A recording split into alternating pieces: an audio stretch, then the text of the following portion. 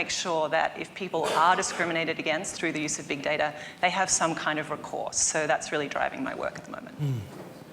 Patrick, data has flowed throughout your work in digital humanitarianism. Do you want to talk about your background? Yeah, sure, and this is a great follow-up. I'm glad we went in this order.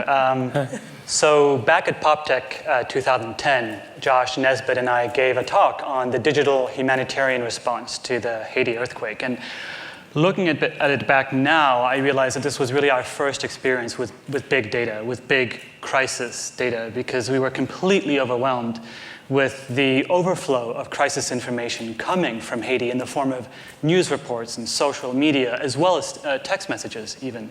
And I've since learned that this overflow of information during disasters can be as paralyzing to humanitarian response as the absence of information. And this is really one of the major challenges we face today in the humanitarian space. It's the needle in the haystack challenge, where the needle is actionable, life-saving information. And if there's no big data, there's no haystack. Finding the needle is probably easier. But with big data, you're faced with massive amounts of information, this great sort of stack of information during disasters, which makes finding informative content in real time particularly challenging, not to mention verifying this content in real time. So these are major challenges, but I think they're solvable with advanced computing and data science and ethics.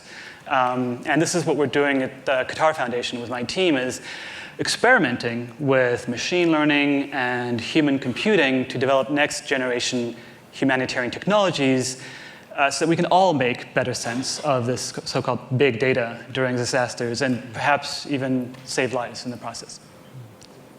Claudia Porlick is a computer scientist whose work explores the forefront of machine learning and its various many applications. Claudia, tell us a little bit about what you do. So as I started saying in the video, it must have been maybe 15 years ago when I was just some kind of a strange geek who got completely fascinated with playing around with data and digging around. It's like a detective game, and you're trying to figure out what secrets it's hiding and what you can find there. And 12 years later, now people call it the sexiest job. From what I've seen here on the stage over the last 2 days, I'm sure there's a lot more sexy stuff to do than what I do. But that being said, so my background is in machine learning, and I went and spent some time at IBM Research working on all kinds of problems, from analyzing Twitter feeds over breast cancer data. So I'm not very particular about what the data is, as long as you let me just go and have fun with it and try to figure out what's in there. Since then, I now am chief scientist of a startup in the city that does display advertising.